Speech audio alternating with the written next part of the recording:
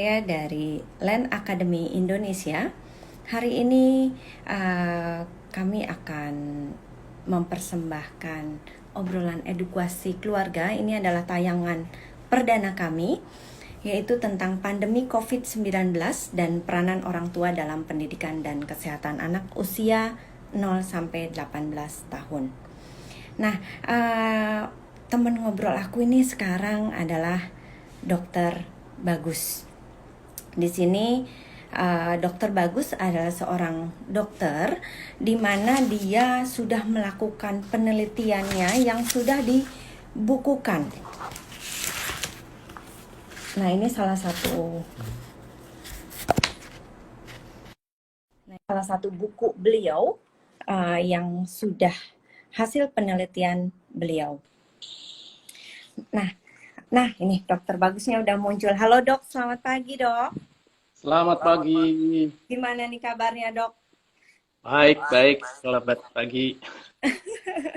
Iya nih Dok, di sana gimana nih di Bekasi? Bekasi aman. Aman, ya semoga sehat selalu ya Dok ya.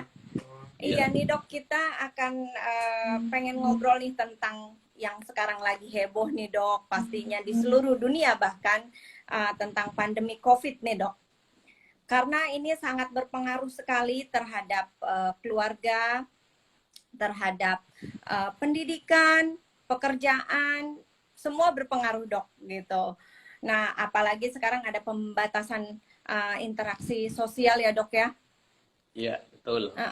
Nah, sebelum ini Dok, perkenalkan diri dokter dulu dong. Ya.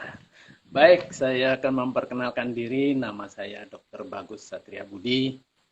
Ya, tinggalnya di Kabupaten Bekasi.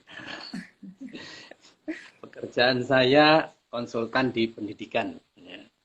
Jadi seorang dokter tapi larinya ke pendidikan. Sangat peduli ya Dok. Iya, karena ternyata ada hubungan erat antara kesehatan dengan pendidikan. Yang banyak orang tua tidak tahu kenapa anaknya begini, begitu, dan sebagainya. Sebetulnya itu adalah muara dari awal soal kesehatan. Iya Dok. Nah ini sebelum kita lanjut nih Dok, ini waktunya cuma 45 menit loh Dok ya. Ya. Sangat singkat. Nah ini kita akan membahas tentang pandemi COVID-19 dan peranan orang tua dalam pendidikan dan kesehatan anak, terutama usia 0-18 tahun. Saat ini memang kita sendiri di dunia pendidikan sekarang sudah semuanya sudah SFH, school from home, di mana sekarang orang tua udah pada stres nih Dok, ngajarin anak seperti apa, karena kan selama ini yang berperan mungkin bahkan sampai 70-80% adalah guru. Nah, sekarang dikembalikan lagi nih kepada orang tua. Jadi perannya orang tua itu yang kembali lagi 100% nih kayaknya sepertinya orang tua, dan sekarang orang tua kebingungan, stres. Aduh, gimana ini kok anak belajar di rumah nggak konsen atau apapun. Ini mungkin kita akan bahas selanjutnya nih Dok, yang mungkin banyak pertanyaan nih Dok. Seberapa penting, seberapa besar sih peranan ibu dalam perkembangan anak sekarang Dok? Dari 0-18 tahun ini, apakah perannya begitu penting, peran ayah atau peran ibu nih yang paling penting? Silakan Dok. Ya, saya akan jawab. Peran yang paling penting itu adalah peran ibu. Karena ibu sudah mempersiapkan, atau kedua orang tua itu sudah mempersiapkan sejak lahir ya. Jadi awal mula daripada neuropsikobehavior ya. Saya katakan ini adalah pengaruh neuropsikobehavior. Jadi neuronya itu kesehatan, behaviornya itu pendidikan. Jadi ini sangat berpengaruh sekali. Jadi memang reproduksi itu harus dipersiapkan betul anak-anak ini. Jadi dari situlah awalnya terjadinya masalah dalam pendidikan. Oke Dok. Jadi jangan dianggap remeh ya. Gitu. Di dalam proses lahir pun itu juga penting ya, karena di dalam neuropsychobehavior itu ada dua hal yang perlu diperhatikan, yaitu mengenai nutrisi dan stimulasi. Jadi Saya bagaimana sambil catat ya, Dok. ya, jadi bagaimana bernutrisi supaya bayinya lahir tidak kurang berat badannya dan tidak berlebih berat badannya. Ya, jadi antara 3-3,5 kilo. Ya. Kemudian jarak lahir itu usahakan 4 tahun. Kalau nggak 4 tahun itu kurang bagus stimulasinya. Ya. Nah, jadi karena itu stimulasi itu penting. Ya. Apa yang distimulasi? Pertama yaitu mengenai vestibuler. Vestibuler itu alat keseimbangan. Jadi sejak dia ditiupkan rohnya hidup di dalam kandungan, pertama kali yang menstimulasi itu adalah vestibuler, gaya gravitasi bumi. Jadi anak-anak itu harus siap nutrisinya supaya waktu dapat stimulasi dari gravitasi bumi jadi baik. Kemudian yang distimulasi yang kedua adalah masalah visceroseptik, pencernaannya. Dan yang terakhir adalah masalah taktilnya, gerakannya. Dan itu proses itu terjadi pada waktu bayi itu akan keluar, lahir normal. Nah, usahakan lahir normal, ya, karena di luar lahir seperti ini ada permasalahannya. Belum banyak memang tidak diketahui, ya, dari dunia kedokteran pun tidak mengetahui apa efek ini, ya, seolah-olah orang menggampangkan memilih tanggal cantik lahir, ya kan? Nah, itu padahal itu sebetulnya buat bayinya dia tidak suka, ya, tidak suka. Dia ingin cerdas. Nah, cerdas itu ada kaitannya dengan vestibuler. Jadi kalau vestibulernya nggak bagus, bagaimana mau cerdas? Gitu. Berarti memang pendidikan ini bukan dari nol, malah dari dalam kandungan ya, Dok ya? Iya, betul. Jadi kalau ada lahirnya yang kita tahu lahir itu apakah baik atau enggak, itu dengan tes jantur akrobatik. Ini ada gambarnya ya, saya tunjukkan. Oke. Ada 4 tuh, ya. 4 model. Yang pertama itu yang lahir normal, ya. Lahir normal. Oke, yang lahir normal. Terus yang kedua, tipe 2 itu lahirnya kemungkinan beratnya berlebih, di vakum, induksi, kuning, ya kan? Ya. Terus yang ketiga itu lahir yang kemungkinan karena beratnya kurang, prematur, sampai di forceps dan sebagainya, ya. Terus yang terakhir itu yang lebih, sebetulnya lebih berbahaya ini ya, sebetulnya ya. Itu yang lahir dengan di sesar atau prematur. Waduh, gimana itu, Dok, kalau ternyata memang orang tua yang sudah anak-anak sekarang memang terlahir sesar nih, Dok. Kan bukan salahnya karena ketidaktahuan nih, Dok. Atau misalkan memang ada suatu proses di mana bayinya memang harus lahir sesar. Iya, memang betul. Memang kalau itu disebut ada indikasi medis, ya. Indikasi medis. Jadi itu memang nasib, ya. Nah, tapi ada jalan keluarnya. Tuhan memberikan jalan keluarnya, yaitu dengan penyelarasan vestibular taktil, yaitu pendidikan ibu yang penting. Ya, diajari bagaimana menimang dengan cara penyelarasan vestibular taktil supaya hal-hal itu bisa terkoreksi dengan cepat. Sehingga anak uniknya tetap keluar. Anak-anak yang bermasalah uniknya nggak keluar tuh. Ya itu, ya kan? Jadi hal-hal itu yang tipe 1 tadi, yang tipe 1 itu yang lahir normal itu paling peluangnya lebih bagus. Peluang untuk apa nih, Dok? Untuk cerdas neuropsychobehaviornya. Oh, oke. Jadi ingat ya, cerdas itu majemuk. Bisa macam-macam ya. Jadi emosi dan sebagainya bisa dia ngatur. Tapi kalau cuma pinter, belum tentu bisa mengatur emosi dan sebagainya. Nah, itu yang disebut pinter tapi bukan cerdas. Jadi harus beda ya, cerdas itu majemuk. Sedangkan pinter tidak majemuk. Oleh karena itu, kecerdasan itu disebut talenta majemuk. Oke.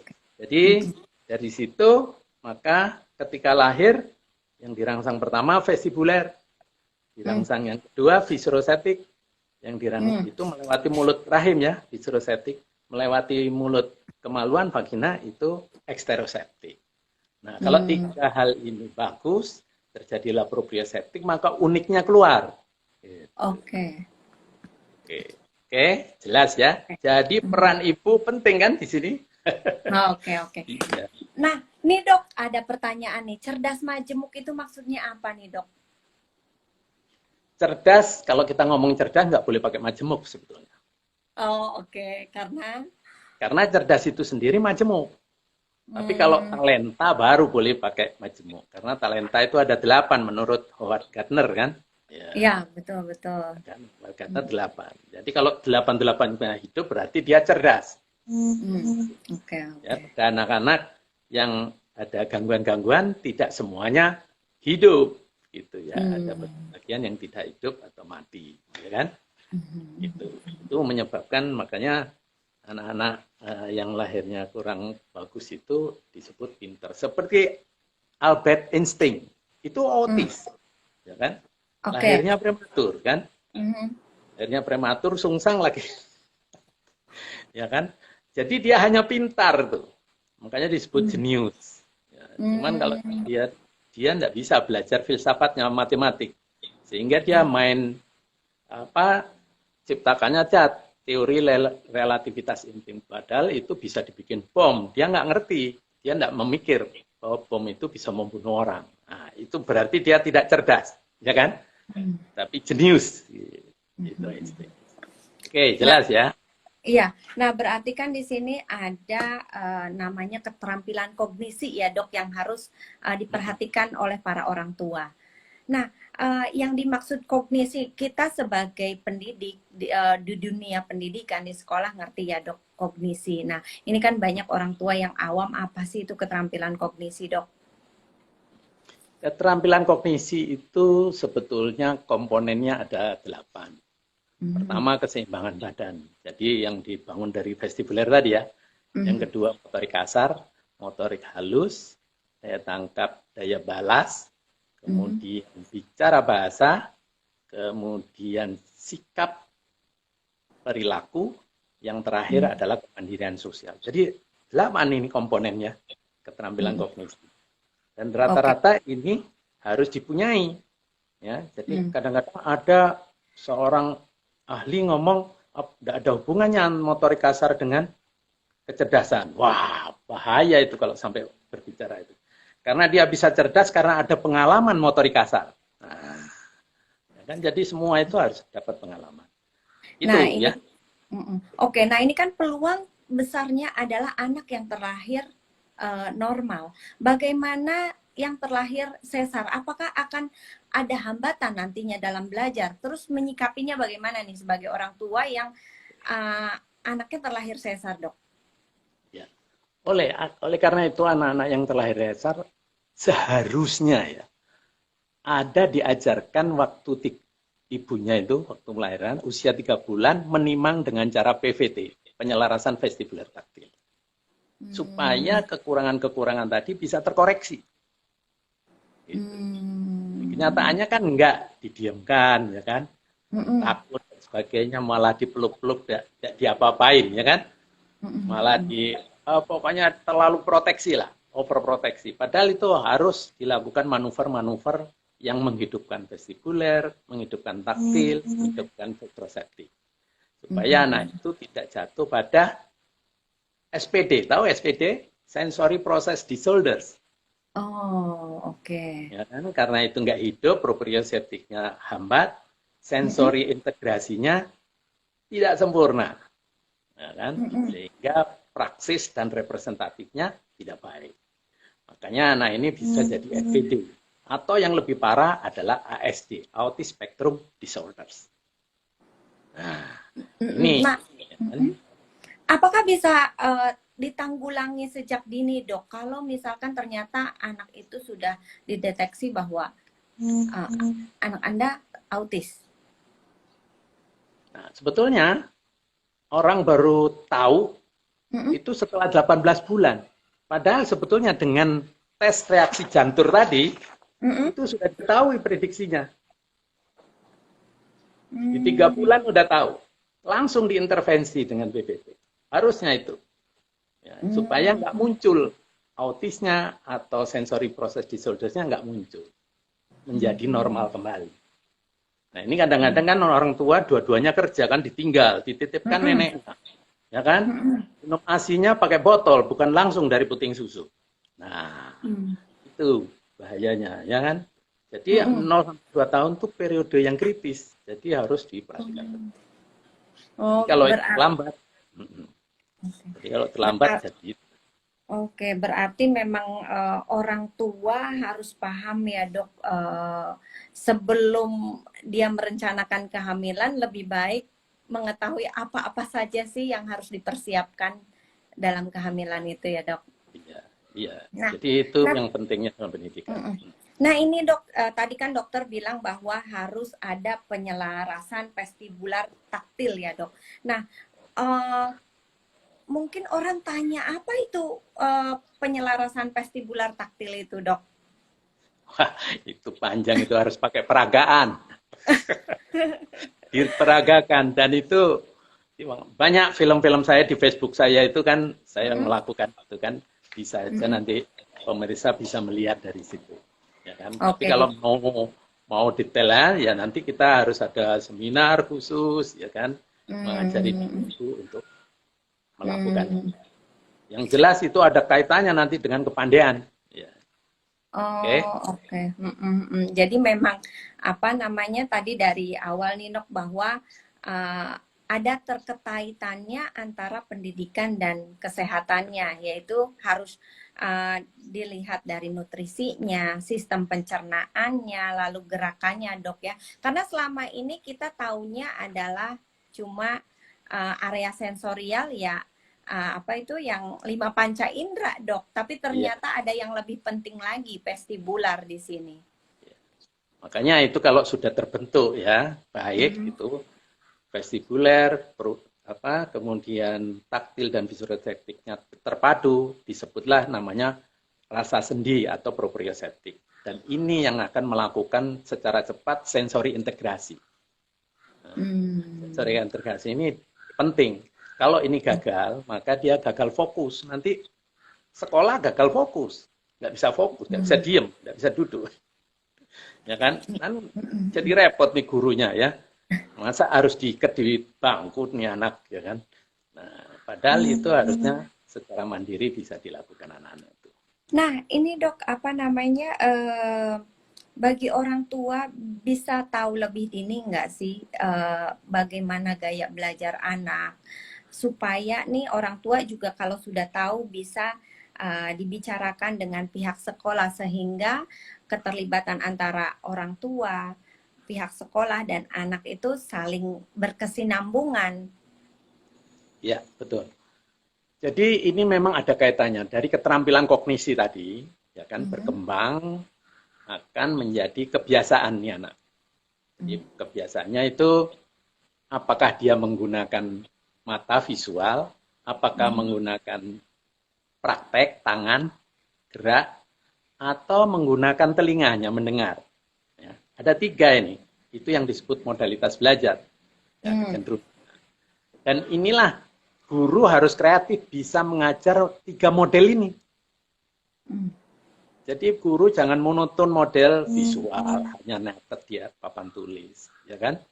Harusnya bisa bercerita supaya didengar dengan baik dan harusnya bisa menyuruh anak itu yang kinestetik mempraktekkan di depan.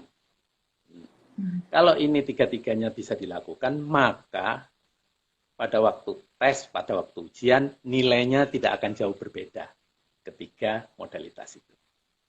Oke, berarti kita sebagai orang tua bisa tahu dari kapan nih dok harus melakukan, apakah memang cukup dengan observasi atau memang ada hal-hal yang akhirnya kita tahu anak ini nih gaya belajarnya harusnya seperti ini. Itu bisa dengan observasi, ya kan? Observasi ada memang instrumennya dibawa, tapi tidak diberikan pada anaknya, bukan anaknya yang mengisi. Gurunya yang mengisi, tapi gurunya bertanya sama dia. Oh, oke, oke. Tanya di checklist, oh ini anak ini masuk kinestetik. Oh ini anak ini masuk auditorik. Oh ini anak ini masuk visual. Nah, cara menempatkan di kelas, anak yang visual di depan, anak yang auditorik di tengah, dan yang kinestetik di belakang. Karena tempat-tempat ini nyaman buat dia. Yang kinestetik ingin tidak diketahui guru, dia bermain di belakang. Yang auditorik kerjaannya ngantuk, ingin di tengah, ya kan? Nggak kelihatan di tengah. Kalau yang di depan, karena visual, pengen lihat papan tulis terus apa yang ditulis, itu ditaruh di depan. Jangan dirubah, yang kinestetik taruh depan, nggak betah, nanti nggak betah sekolah. Dan mengganggu yang lainnya, Dok. Iya, bukan mengganggu, ya kan memang nggak nyaman buat dia. Jadi cara menyuruh kerjanya yang kalau praktek di depan, yang belakang dipanggil. Suruh ke depannya, ayo kamu praktekkan ini. Gitu. Yang auditorik suruh ceritakan, coba kamu ceritakan. Gitu. Yang visual suruh nulis. Iya, oh iya Dok. Oke. Nah, oke Dok. Nah sekarang ini kan dunia nih dikejutkan sama wabah COVID-19 nih Dok. Ya, okay. Di mana pemerintah akhirnya memberlakukan peraturan yang sangat ketat. Baik yang orang bekerja akhirnya ada di rumah, bekerja dari rumah. Lalu anak-anak juga sama, harus sekolah dari rumah. Nah, semuanya itu dilakukan semuanya di rumah, baik belajar, bekerja, berjualan, semuanya online. Nah, pandemi ini nih bagaimana sih kita menyikapi dari segi kesehatan dulu nih, Dok? Iya. Jadi kalau nanti akan keterkaitannya pastinya ke pendidikan, Dok, karena ada istilah mensana in corpore sano. Itu di dalam tubuh yang sehat terdapat jiwa yang kuat. Itu mungkin bisa dijabarkan nih oleh dokter. Iya, betul. Jadi di dalam tubuh yang sehat ada jiwa yang kuat. Itu sebetulnya dua kaitan, ya kan? Kaitan yang tubuh yang sehat itu adalah nutrisi. Kaitan jiwa yang sehat itu adalah stimulasi. Jadi stimulasi itu menyebabkan fungsi-fungsi jadi baik. Kalau nutrisi menyebabkan pertumbuhan, bukan perkembangan ya, pertumbuhannya baik. Jadi kalau kepandaian itu perkembangan. Nah, disinilah pentingnya di dalam pandemi ini, ya kan? Bagi anak-anak yang visual dan auditorik mungkin bisa online. Tapi yang kinestetik harus ada ibunya di sampingnya.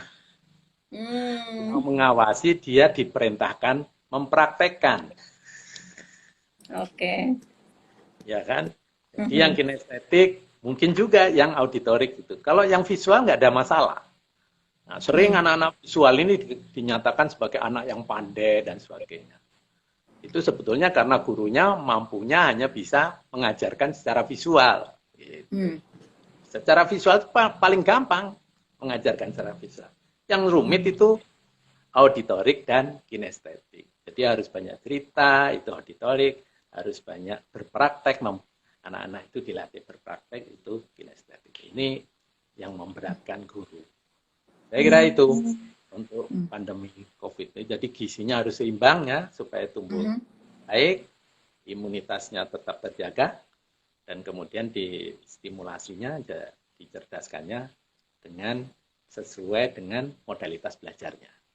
Oke. Oh, ini Dok, ada pertanyaan nih. Saya seorang guru. Tadi ada pembahasan tentang cara mengajar, Dok. Ada 3 cara mengajar untuk kinestetik, auditori, dan visual. Apakah bisa digabungkan dalam satu waktu mengajar, Dok, atau dipisah-pisah? Dijadikan satu. Harus dijadikan. Sehingga guru itu punya kreativitas 3 macam dalam satu mata ajar. Nah, ini yang dituntut. Oleh karena itu kurikulum nggak boleh terlalu rumit. Sekarang kurikulum rumit, kejar tayang. Ya kan? Sehingga yang dipentingkan adalah output, bukan proses. Jadi kalau kita mementingkan proses, ya jangan kurikulumnya terlalu padat, ya kan? Yang penting-penting aja. Soal yang lain-lainnya nanti bisa pandai sendiri dia di luar, ya kan? Saya kira Jadi balik ini lagi, guru ya, yang harus punya 3 cara. 3 cara ya. Oke. Iya. Nah, ini ada lagi pertanyaan nih, Dok. Saya seorang siswa SMA, fokus dalam belajar di rumah, saat ini sangat banyak gangguannya. Udah pasti, Dok. Kalau di rumah, nih bagaimana nih, wah ini menarik sekali. Bagaimana supaya kita nih sebagai siswa bisa belajar efektif di rumah, apalagi online. Nah, kita harus tahu dulu, si siswa ini masuk kinestetik, ataukah visual, ataukah auditorik. Rata-rata yang terganggu itu adalah auditorik dan kinestetik. Kalau visual nggak terganggu. Oleh karena auditorik dan kinestetik ini harus tidak ada gangguan dari yang lain-lain. Kan ada itu di YouTube tuh, anak marah-marah karena ibunya ganggu kan. Tuh kan mamanya yang bikin ganggu salah jadi deh. Gitu. Nah itu anak auditorik itu, ya kan. Kalau anak visual mau kayak apa tenang aja. Anak auditorik, malah anak-anak auditorik itu kalau dia sengaja dia sendiri, dia setel radio sendiri, nah di situ bisa masuk. Tapi bukan gangguan dari luar ya, dia sendiri yang bikin. Gitu. Berarti, apalagi ini anak udah SMA, berarti ngerti ya, Dok, apa namanya, bahwa saya adalah auditori, bahwa saya adalah kinestetik. Nah ini cara belajarnya gimana nih, Dok? Berarti harus menyepi ya? Iya, menyepi. Kalau yang auditorik biasanya diskusi. Diskusi, ya kan? Oleh karena itu, jangan sampai ada orang yang tidak bisa diajak diskusi, malah ngacok gitu, itu mengganggu buat anak-anak itu. Yang kinestetik berpraktek, rame-rame gitu berpraktek. Kalau yang visual bisa sendiri dia. Cari buku ya dari Google dan sebagainya itu visual. Oh. Ya kan? Oke. Nah, ada cara lain, misalkan anaknya malah belum tahu nih, Dok, apakah dia auditori, kinestetik, itu ada caranya nggak sih, Dok, untuk mengetahui bahwa ini 90% nih saya kinestetik, ternyata nggak kinestetik, malah auditori, gitu. Nah, ini bisa dengan instrumen itu dia ngisi sendiri. Sukanya mana nanti dia dia nanti akan kita tahu jumlahnya masing-masing, auditoriknya berapa, kinestetiknya mana yang paling besar. Gitu. Ya. Nah, berarti tips untuk menstimulasi, untuk membantu anak fokus nih, Dok. Tips dari dokter harus bagaimana sih? Untuk auditori seperti apa, untuk kinestetik harus seperti apa stimulasinya. Mungkin dokter bisa pisah-pisahin nih dari, karena orang tua kan, saya punya anaknya umur TK, anak saya SD, saya SMP, saya SMA gitu. Tipsnya gimana nih cara menstimulasinya? Ya, kalau menurut tingkatan, ya kan, kalau TK itu harus dengan bermain. Tidak bisa calistung abstrak. Dia harus konkret. Konkret, lihat bendanya. Gitu. Jangan, makanya saya heran dikasih buku gitu, tapi ada hitungan matematik 2 buah pir ditambah 2 sawo misalnya. Dia sebelum menghitung 2, dia mikir pir itu apa ya? Mana pohon? Jadi kita harus membuat contoh itu yang ada di sekitar kita. Jangan membuat contoh yang tidak ada di sekitar kita. Itu mengganggu. Nah, itulah yang disebut gangguan. Nah, kadang-kadang kan para pendidik kita membuat itu supaya lebih keren, padahal itu bikin bingung. Sok ke barat-baratan, sok ke Korea-Koreaan, Dok, gitu ya. Tapi padahal ajarkan yang ada di sekeliling kita yang bisa dilihat sama anak ya, Dok, ya, untuk TK. Ya itu untuk anak TK yang bermain. Kalau sudah SD itu 50-50. Dia bisa konkret, bisa mulai abstrak. Karena dia diajarkan baca tulis hitung. Jadi baca tulis dihitung tuh harusnya mulai kelas 1 SD, bukan di TK. Kalau di TK diajari calistung berarti dia duduk di kelas, tidak bermain. Nah, di situ menyebabkan vestibuler yang tadinya belum selesai, jadi tidak selesai. Ya kan? Motorik kasarnya belum bagus, jadi belum bagus. Gitu. Karena disuruh calistung. Disuruh motorik halus, pasti tulisannya jelek. Ya kan? Coba aja anak-anak yang calistung tuh, keluarannya kalau kita tes, tulisannya jelek semua. Tidak ada yang bagus. Tapi kalau anak itu sudah puas mainnya segala macam, diajarkan di SD menulis, pasti tulisannya bagus, ya kan? Karena dia sudah bisa ngatur motorik kasar, motorik halus, gitu, ya. Gitu. Ya, Jadi di SD itu baru baca tulis hitung, abstrak, mulai abstrak, ya kan? Nah, kalau sudah di SMP, SMA itu mulai mengasah kecerdasan majemuk, kecerdasannya itu, talenta majemuknya mulai diasah mereka. Ya sudah mulai punya idola dan sebagainya, gitu kan? Di SMP, SMA. Nah, di situ dia akan tahu posisi mana yang enak duduknya itu udah tahu. Jadi nggak usah diatur-atur mereka itu. Karena dia kalau dia milih yang depan berarti anak visual, gitu aja. Kalau dia milih yang di tengah berarti ini anak auditorik. Milih di belakang berarti itu. Karena dia bisa menentukan dirinya sendiri. Ya kan? Kalau anak-anak yang nggak bisa menentukan sendiri, maka harus dites nih. Ini anak ini vestibulernya bener apa enggak? Nah, itu dok, tadi kan dokter selalu bilang harus ada tes ya. Apakah ada kata terlambat dok? Sampai kapan sih ada batasannya nggak sih?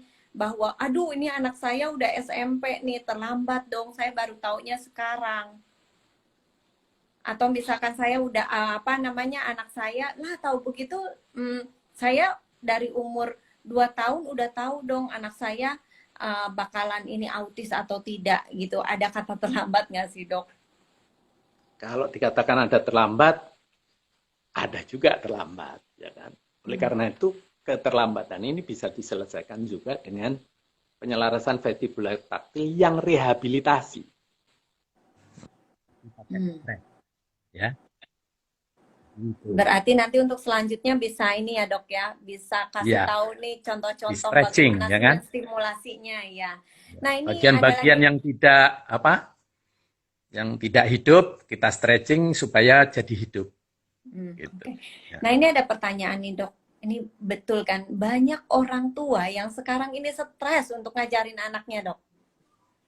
Nah gimana sih kita sebagai orang tua bisa mensupport anak-anak belajar di rumah nih dok, karena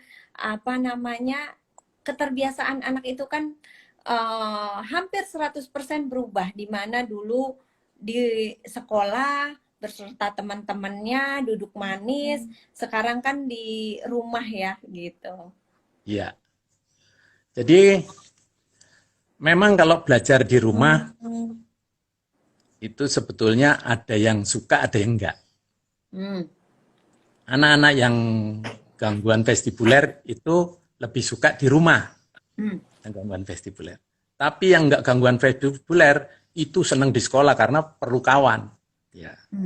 Anak yang gangguan vestibuler dia mau sendiri, sendiri. Nah itu yang orang tua sudah harus tahu, ya kan? Oleh karena itu ini memang orang tua tidak boleh cuek lah sama anak-anaknya, harus kalau sudah mulai SD kelas 6, SMP diajak bermain aja seperti teman. Ya. Kalau TK memang dia bermain sendiri ya, dikasih mainan-mainan supaya dia terkoreksi, apa kekurangannya terkoreksi. Nah, karena di Indonesia ini PAUD sudah dicalistungkan, nah ini yang saya khawatir ya. Nanti akhirnya anak-anak ini tidak ingin sekolah, ya kan? Apalagi sekolah kita sebetulnya kalau dikatakan memenuhi syarat belum ya. Satu kelas itu kalau untuk menghandle ya, span of control guru terhadap modalitas belajar itu hanya 24 anak satu kelas. Nah, kan, kalau sekarang ini kan, di sini bisa 30, 40 dong, apalagi negeri bisa 50 udah berat guru, ya kan? Dan gurunya cuma yang, satu. Iya. Yang paling berat itu yang ngajar itu justru di paling dini, PAUD. Wow. Mestinya itu yang gajinya haruslah lebih besar. Tapi kan kita Karena dia ngurusin dari mulai mencebok dan sebagainya, ya kan? betul. Itu, ya kan? Nah, ini kan kita tidak menutup mata ya dok, bahwa guru TK malah digampangkan, udahlah yang penting bisa nyanyi, bisa bermain, ya wes gitu. Padahal yang terberat adalah guru PAUD ya dok ya, karena cikal bakal menumbuhkan anak dapat talenta yang majemuk kan dok gitu. Nah, ini dok ada pertanyaan lagi, maaf. Apakah VVT ini untuk anak berkebutuhan khusus saja atau boleh oleh anak-anak normal? Semua anak normal berkebutuhan khusus juga begitu. Yang penting si pendidik dan orang tua tahu, ya kan? Bagaimana mengemban tugas untuk anak ABK, bagaimana mengajak kawan-kawannya, kalau itu diinklusikan, bisa membantu ABK, mengasihani ABK. Nah, itu harus pendidikannya harus seperti itu. Karena dalam satu kelas itu harus ada guru pendamping, ya kan, untuk menangani maksimal 2 anak berkebutuhan khusus di dalam satu kelas. Tapi kelasnya yang tadi jangan lebih dari 24, ya kan? Jadi 26 dengan anak berkebutuhan khusus. Nah, itu baru ideal. Tapi kalau nggak mau homeschooling, ya kan? Homeschooling itu juga begitu. Orang tua harus standby. Namanya berkebutuhan khusus. Jadi orang tuanya harus memperlakukan yang khusus juga. Ya kan? Yang targetnya semuanya kan kemandirian sosial kan? Betul. Ya kan? Yang berkebutuhan khusus supaya kebenangan sudah. Oke, jelas? Oke, berarti nih sekarang hikmah terbesar dari pandemi COVID ini adalah pergeseran ya dok. Pergeseran sekarang bahwa dulu kita tidak fokus dengan anak, bahkan tidak mengenal gaya belajar anak itu seperti apa, gitu. Yang dimana kita menyerahkan semuanya sama guru, terserah guru, bahwa kayaknya sekolah ada dipakai seperti bengkel yang bisa memperbaiki anak saya misalkan gitu. Nah sekarang ini dengan pandemi hikmahnya adalah anak dikembalikan kepada orang tua. Akhirnya orang tua mengenal anaknya lebih jauh. Bagaimana dia belajar, bagaimana dia bermain. Jadi bukan negatifnya, tetapi ini juga banyak positifnya ya dok. Iya, jadi pandemi ini sebuah hikmah buat orang tua. Terpaksa harus tahu kepada anaknya itu, bagaimana anaknya, ya kan? Selama ini kan diserahkan pada guru, ya kan? Yang penting saya sudah bayar, sudah serahkan guru.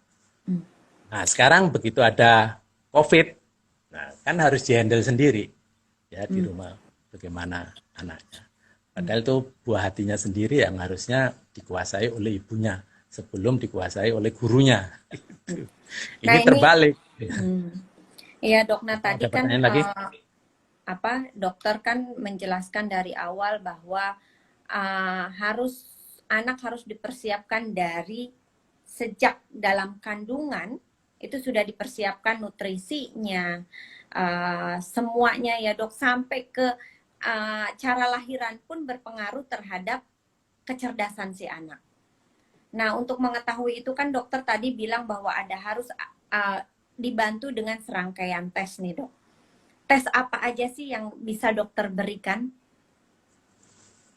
Pertama tes keterampilan kognisi ya, itu pada TK. Yang pada seharusnya TK. Itu di TK itu atau di PAUD itu setiap 6 bulan sekali dilakukan itu. Dan guru-guru TK harus bisa ngetes itu. Sudah sampai di mana perkembangannya, ya kan? Jadi anak selesai dari TK itu harus pandai menggunting pas di garis. Ini anak-anak selesai sekolah TK nggak pandai gunting di garis, ya kan? Nah berarti, itu yang menyebabkan tulisannya jelek, ya kan? Berarti itu yang tujuannya apa dok nih dengan saya tujuannya ngambil saya ngambil tes tujuannya keterampilan kognisi, yaitu Iya. supaya dari mulai keseimbangan, motorik halus, motorik kasar itu mulus, tidak ada masalah. Sehingga waktu di SD nanti untuk calistung yang abstrak bisa konsentrasi. Oh, oke. Kalau itu nggak mulus, nggak bisa konsentrasi deh. Oh, Susah itu. mm, mm, mm, mm. Oke, Oke, yang itu kedua di TK. tes keterampilan. Kemudian kalau di SD mulai kelas 3 ya. Mulai Mm, kelas 3 itu kita tes modalitas belajar tadi. Karena dia sedang mengembangkan diri kan. Mau mm. cari gaya belajarnya kayak apa. Nah itu mulai permanen di kelas 3. Jadi Oh, oke. usia 9-10 tahun itu mulai permanen tuh. Dia suka Berarti dengan visual, dia suka dengan auditori. Nah itu hanya untuk seterusnya nanti mengetahui gaya sampai belajar SMP. ya, Dok ya? Iya, gaya belajar. Mm, Nah, kemudian nanti untuk yang remaja mulai SMP kelas 2 itu mulai permanen idola ya kan dia kesukaannya. Ada mm, cita-cita, bakat dan minat ada di situ. Nah, mm, itu mulai kelas 2 SMP kita bisa tes dia kemana. Dan kita mm, bisa prediksi IQ-nya bagaimana. Jadi yang ada itu prediksi IQ, bukan IQ ya. IQ itu nggak penting, prediksinya saja. mm, Ya kan? Jadi kadang-kadang orang IQ prediksinya rendah, tetapi dia bisa jadi pengusaha. Kan mm. beda kan? Jadi Betul, betul, tidak betul. jaminan IQ yang tinggi itu menjadi orang hebat, tidak jaminan. Hebatnya itu dia hanya sebagai pengajar di bidang apa gitu. Ya Mm, kan? Untuk jadi orang mm. kaya ya beda lagi itu. Talenta majemuknya bukan di situ. Oke? Berarti kayak tes IQ itu sebetulnya tidak berpengaruh terhadap apakah dia mau jadi pengusaha, jadi dokter, jadi apa ya, Dok ya? Iya, Hanya tidak ada prediksi pengaruhnya. IQ. Iya, betul. Jadi kesuksesan seseorang itu tergantung bagaimana cara merangkai kecerdasan tadi atau merangkai talenta majemuk tadi. Nah, itu baru jadi orang sukses. Ya kan? Kalau sekedar Hmm. pinter aja ya tadi, ya matematiknya pinter dan sebagainya itu sekedar pinter. Oleh karena itu saya ingatkan orang tua jangan berbangga hanya karena matematik. Ya kan? Hmm. Jadi anak itu punya potensi masing-masing. Ya, Hmm. tidak usah cemas. Tidak usah, biar aja orang tetangga memanas-manas, wah anakku ranking sekian, matematikanya sekian. Apalagi sekarang oleh Menteri Pendidikan dihapus tuh, NEM, ya kan?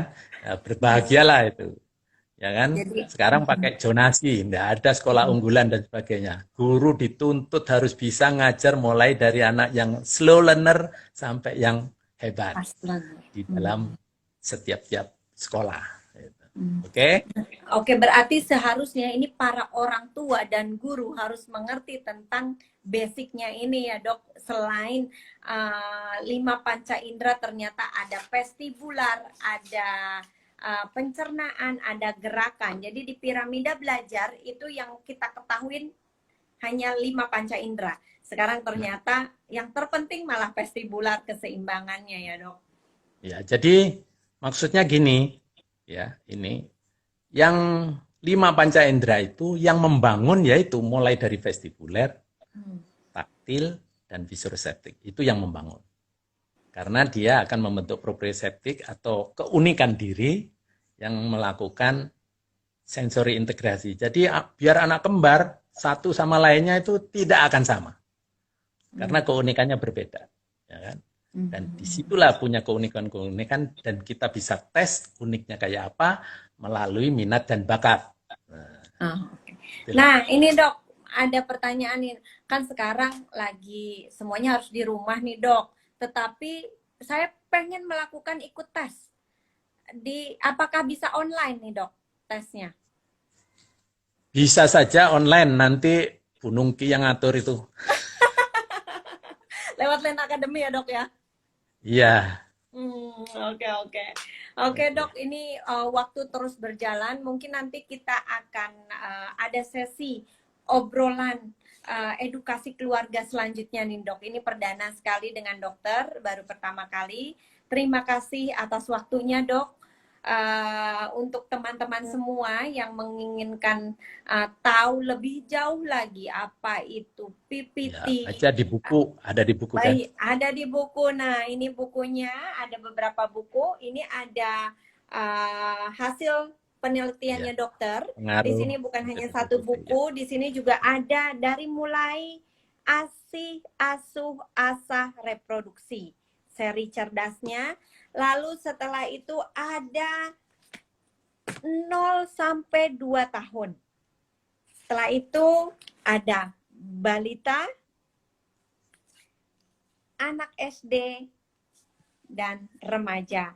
Di mana kita bisa dapatkan, hubungi saja admin Land Academy, kita akan mengirimkannya. Silahkan hubungin di 0818 02018008. Nah, di sini juga nanti akan dikupas lagi tentang lebih dalam lagi tentang menata reproduksi siap cerdas, mengasah keterampilan kognisi dasar, menggali gaya belajar formal anak, menggali potensi talenta majemuk remaja. Terima kasih dok atas waktunya.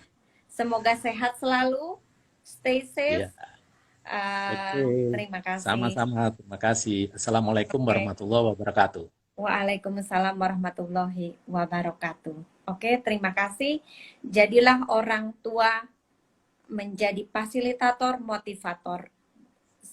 Anak adalah pusat bahwa anak itu unik, di mana dia punya potensi yang ada di dalam yang kita sebagai orang tua harus bisa menggalinya. Bagaimana kita sebagai orang tua mematik apinya supaya api yang di dalam anak itu keluar. Dan satu hal, belajar tidak harus semuanya akademis.